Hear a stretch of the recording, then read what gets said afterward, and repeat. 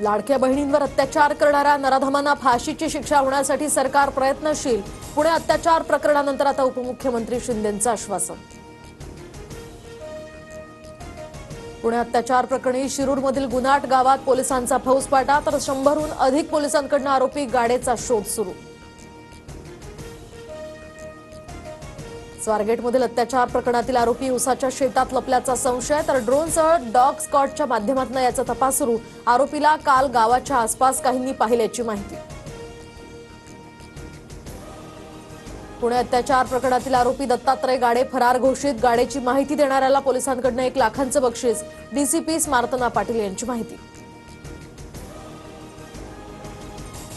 पुणे अत्याचार प्रकरणानंतर आता ठाकरेंची शिवसेनाही आक्रमक. वसंत मोरेंकडून पुणे बसस्थानकाची पाहणी. कालचा फक्त ट्रेलर. पुण्यातील एसटी डेपोची पोलखोल करणार, वसंत मोरेंचा इशारा. पुणे प्रकरणातील आरोपी सत्ताधारी पक्षाचं काम करणारा होता, अंबादास दानवेंचा आरोप. तर आरोपीचे कुणाशीही लागेबंधे असले तरी कारवाई होणारच, एकनाथ शिंदेंचं उत्तर. नालासोपाऱ्यात नात्याला काळीमा फासणारी घटना, तर नराधम बापाकडून पोटच्या 3 मुलींवर लैंगिक अत्याचार. बापाला अटक. आरोपी पिता हत्येसारख्या गंभीर गुन्ह्यातील आरोपी.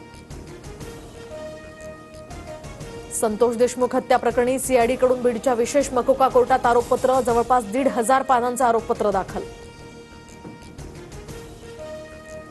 इंद्रजीत सावंत धमकी प्रकरणी प्रशांत कोरटकरच्या शोधासाठी नागपूर पोलिसांचं पथक मध्य प्रदेशातील बालाघाटसाठी रवाना. कोरटकर बालाघाटला असल्याची पोलिसांना गोपनीय माहिती.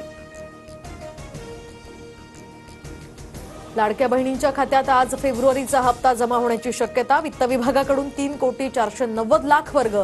नव्या निकषानुसार आता लाडक्या बहिणींना पैसे मिळणार.